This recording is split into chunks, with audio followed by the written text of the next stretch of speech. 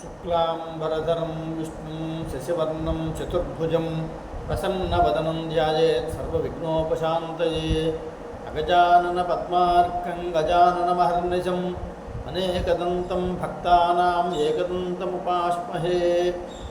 मन्दस्मितं स्फुरितमुग्धमुखारविन्दं कन्दर्पकोटिशतसुन्दरदिव्यमूर्तिम् आताम्रकोमलजटाघटितेन्दुरेखाम् आलोकये वटतटीनिलयं दयालं। श्रीगुरुभ्यो नमः। हरि ओं। जय श्रीराम।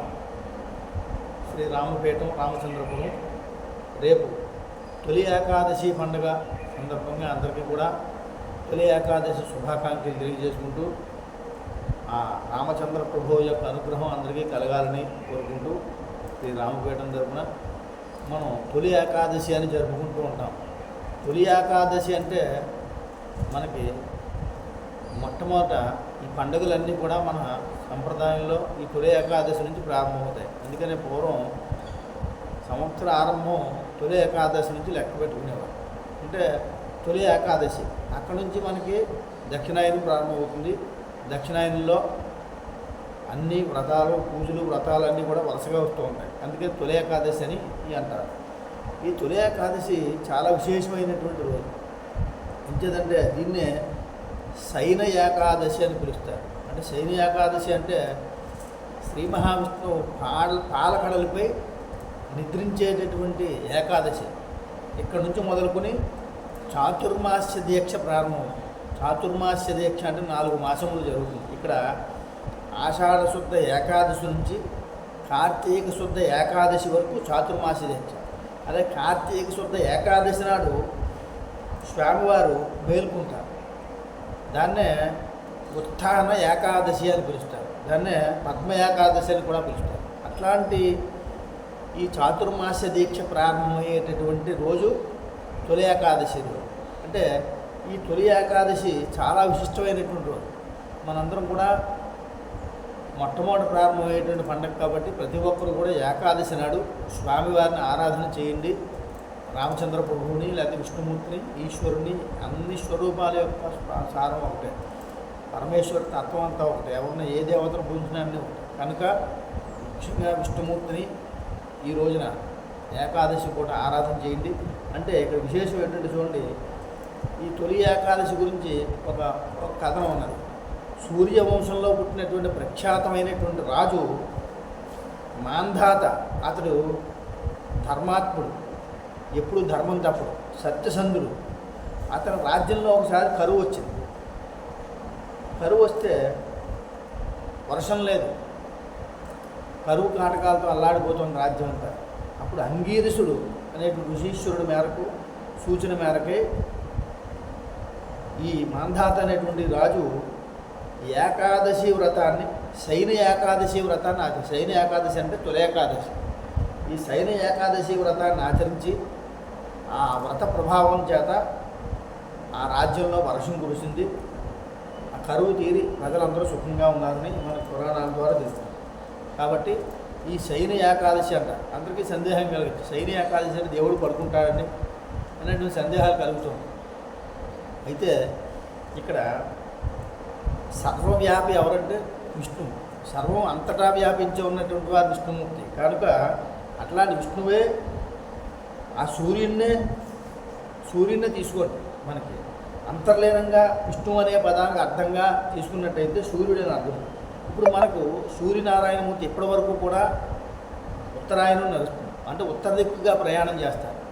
ఆ తర్వాత నుంచి దక్షిణ దిక్కుగా మారుతుంది. దక్షిణాయనం ప్రారంభమవుతుంది తొలి ఏకాదశి నుంచి. అక్కడ నుంచి దక్షిణ దిక్కు అంటే దాన్నే నిద్రించుడా అంటారు. అంచేత అట్లాంటి ఈ తొలి ఏకాదశి పండుగ చాలా విశేషమైనటువంటి. అంటే ఇక్కడ ఈ తొలి ఏకాదశి పండుగ వచ్చేటప్పటికి గ్రీష్మ ఋతువు వెళ్ళిపోతుంది. ఇంకా వెళ్ళిపోయి వర్ష ఋతువు వస్తుంది తర్వాత. కనుక ఇక్కడ విశేషంగా మన వాళ్ళు పెద్దలందరూ కూడా అంటారు, ఏకాదశి నాడు పేలాలు తినకపోతే రాక్షసులు అయిపోతారు. నానుడు ప్రజలలో ఉన్నటువంటి నానుడు. అయితే ఏంటంటే ఎందుకోసం ఈ పేలాలు తినాలి అంటే మనకి ఈ గ్రీష్మ ఋతువు వెళ్ళి వర్ష ఋతువు ప్రారంభం. కనుక ఈ వర్ష ఋతువులో ఋతువులు మారడం వల్ల ఆ యొక్క కాలానికి అనుగుణంగా ఉంటుంది. కనుక ఆయా కాలంలో శరీరానికి ఉష్ణం కావాలి కనుక పేలాల పిండి బెల్లం ఆడినటువంటి పిండి తింటారు. తినడం వల్ల శరీరానికి ఉష్ణోగ్రత ఏర్పడుతుంది.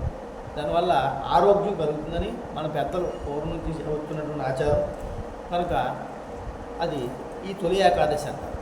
ఇట్లాంటి తొలి ఏకాదశి నాడు ఎవరైతే భక్తి శ్రద్ధలతో స్వామిని ఆరాధన చేస్తున్నారో, అంటే తొలి ఏకాదశి అని కాదు, ప్రతి ఏకాదశికి కూడా చేయవలసిందే. మనకి సంవత్సరానికి 12 నెలలు ఉంటాయి. నెలకి 2 ఏకాదశులు వస్తాయి. ప్రతి ఏకాదశి కూడా 12 నెలలు 24 ఏకాదశులు ఉంటాయి. ఈ 24 ఏకాదశులు కూడా ప్రతి ఒక్కరూ కూడా ఆచరించాలి. ఉపవసించవలసినటువంటి రోజు. మనకి ఇక్కడ అందరూ కూడా అడుగుతుంటారు ఉపవాసాలు ఎప్పుడు చేయాలన్నారు. అంటే అసలైనటువంటి చేయవలసినటువంటి ఉపవాసాలు మీరు చేయట్లేదు, అక్కర్లేనివన్నీ చేస్తూ ఉంటాం. అసలు ధర్మశాస్త్రంలో మనకి పురాణంలో చెప్పబడినటువంటి ఆ యొక్క ఉపవాసాలు ఎప్పుడు ఉన్నాయో అది మానేస్తున్నాం. అక్కర్లేనివన్నీ అడుగుతూ ఉంటారు, ప్రశ్నలు వేస్తూ ఉంటారు. ఈరోజు ఉపవాసం చేయించాలని అక్కర్లేదు. అసలు మనం బస్ స్టాండ్కి వెళ్ళిన తర్వాత మనం ఏ ఊరు వెళ్ళాలో ఆ ఊరు బస్సు ఎంచుకుని ఆ బస్సు ఎక్కితే మనం గమ్యానికి వెళ్తాం. అంతే తప్ప ఇంకో ఊరు బస్సు ఎక్కితే మన ఊరు వెళ్ళగలమా? వెళ్ళాం. కనుక మనం ధర్మాన్ని ఆచరించేటప్పుడు కూడా మనకి ఉపవాసాలు చేయవలసినటువంటి రోజు 4గా చెప్పారు సంవత్సరాన్ని. ఆ 4 మానేస్తున్నారు, అక్కర్లేనివన్నీ చేస్తున్నారు. కనుక ఆ 4 ఏమిటయ్యా అంటే ఇక్కడ మనకి చెప్తూ ఉన్నారు. అసలు ఏకాదశి అన్నాం కదా, హరివాసరం అంటే హరికి ఇష్టమైనటువంటి రోజు ఏకాదశి.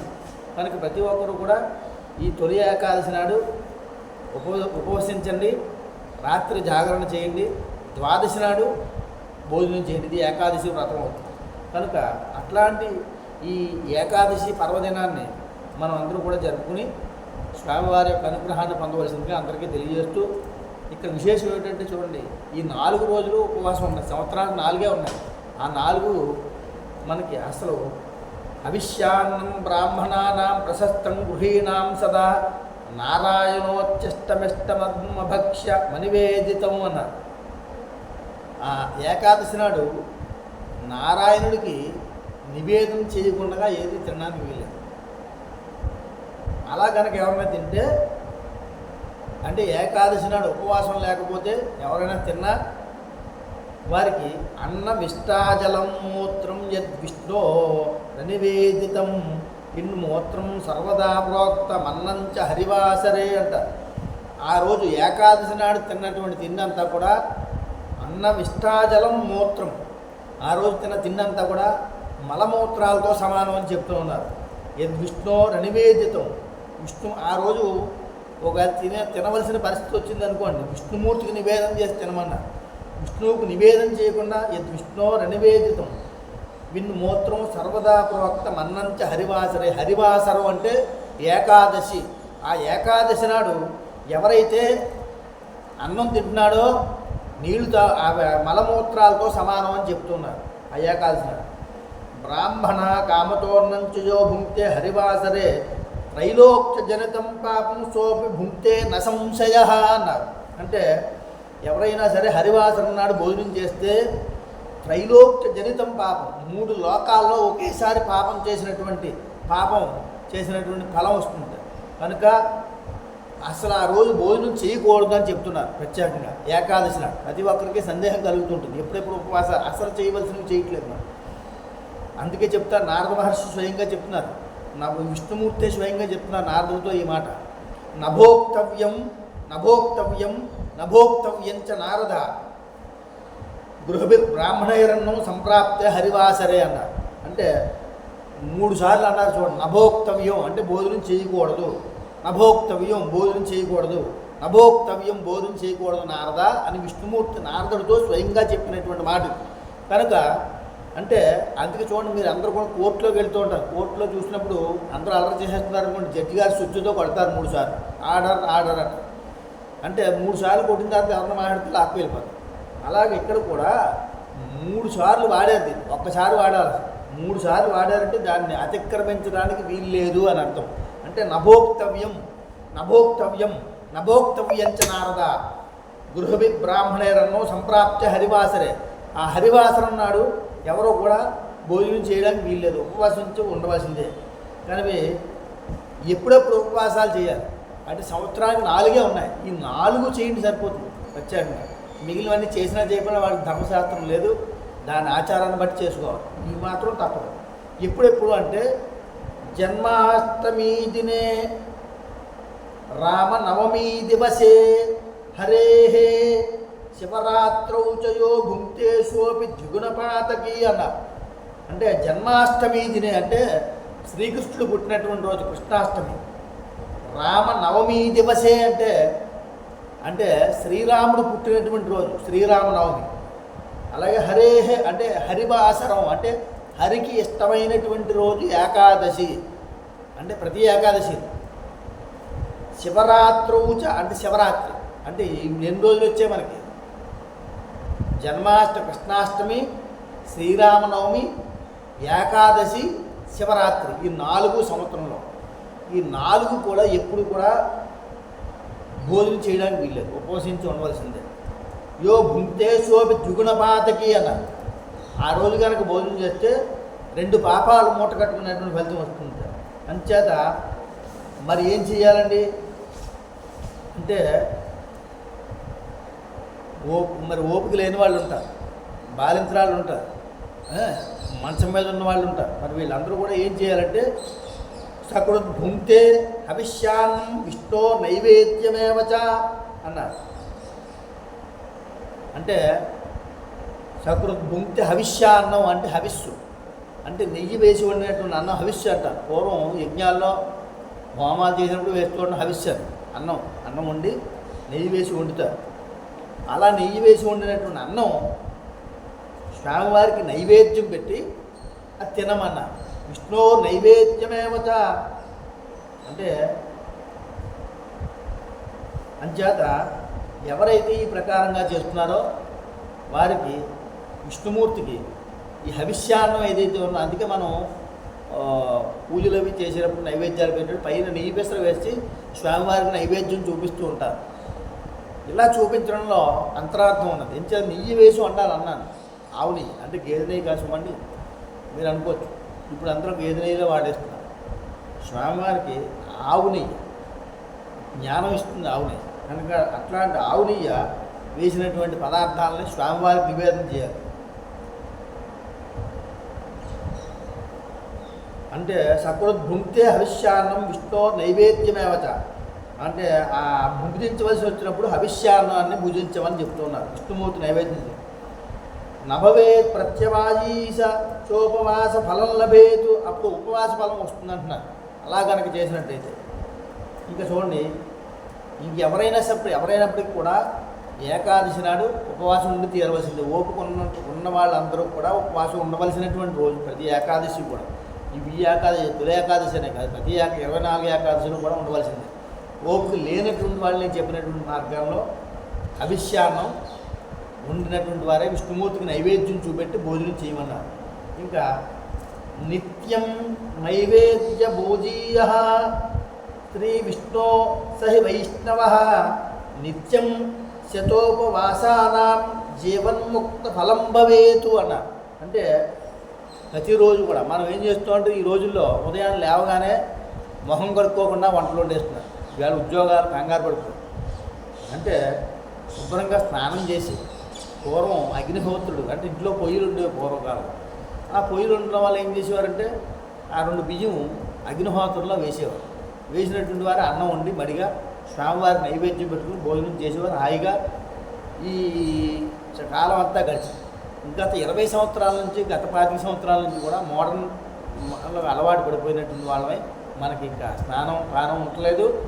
మన ఇష్టం వచ్చినట్టుగా వంటలు వండుకుంటున్నాం, తినేస్తున్నాం, బహిస్తున్నా సరే ఆ చేతితో వండేస్తున్నాం, తినేస్తున్నాం. అయితే ఇక్కడ ఏం జరుగుతుందంటే దానివల్ల కనీసం అగ్నిహోత్రం లేకపోయినా ఇంట్లో ప్రతిరోజు దీపారాధన అయినా చేయాలి. ఆ చేయడం వల్ల అగ్నిహోత్రం ఉంటుంది ఇంట్లో. ఆ దీపారాధన ఇల్లు లేనటువంటి ఇల్లు కాదన్నారు. కనుక అగ్నిహోత్రం ఎలాగనేది కానీ కనీసం దీపారాధన అయినా చేసుకోవాలి ప్రతి ఒక్కరు కూడా. అంటే నిత్యం నైవేద్య భోజీయ శ్రీ విష్ణు సహ వైష్ణవ నిత్యం శతోపవాసానాం జీవన్ముక్త ఫలం భవేత్ అన్నారు. ఎవరైతే ప్రతిరోజు మడిగా అన్నం వండుకుని స్వామివారికి విష్ణుమూర్తికి నైవేద్యం పెట్టి ఎవరైతే భోజనం చేస్తున్నాడో వాడు ఉపవాస ఫలం లభేతని వైవర్త పురాణంలో స్వయంగా చెప్తున్నారు. అంటే 100 ఉపవాసాలు చేసినటువంటి ఫలితం ఇస్తుంది. కనుక ప్రతి ఒక్కరూ కూడా ఈ తొలి ఏకాదశి నాడు అందరూ కూడా స్వామివారిని ఆరాధన చేసి ఆ పరబ్రహ్మ యొక్క అనుగ్రహాన్ని పొందవలసిందిగా మరీ ప్రార్థిస్తూ శ్రీ రామపీఠం తరపున అందరికీ కూడా ఏకాదశి శుభాకాంక్షలు తెలియజేసుకుంటూ శ్రీ రామపీఠంలో రేపు ఏకాదశి నాడు విశేషంగా అభిషేకార్చనలు జరుగుతాయి. అభిషేకాలు చూసేవారు స్వామివారిని శ్రీ రామచంద్ర స్వామివారిని, అన్నపూర్ణ విశాలాక్షి సమేత విశ్వేశ్వర స్వామివారిని, శ్రీ లలితామ్మవారిని మా పీఠం ముందు దర్శించుకుని తీర్థప్రసాదాలు స్వీకరించి ప్రతి ఒక్క భక్తులు ధరించవలసిందిగా మరీ కోరుతూ జై శ్రీరామ్, జై శ్రీరామ్. అందరికీ శ్రీ రామచంద్ర స్వామి వారి యొక్క అనుగ్రహం కలగాలని కోరుకుంటూ జై శ్రీరామ్, జై శ్రీరామ్, జై శ్రీరామ్, జై శ్రీరామ్.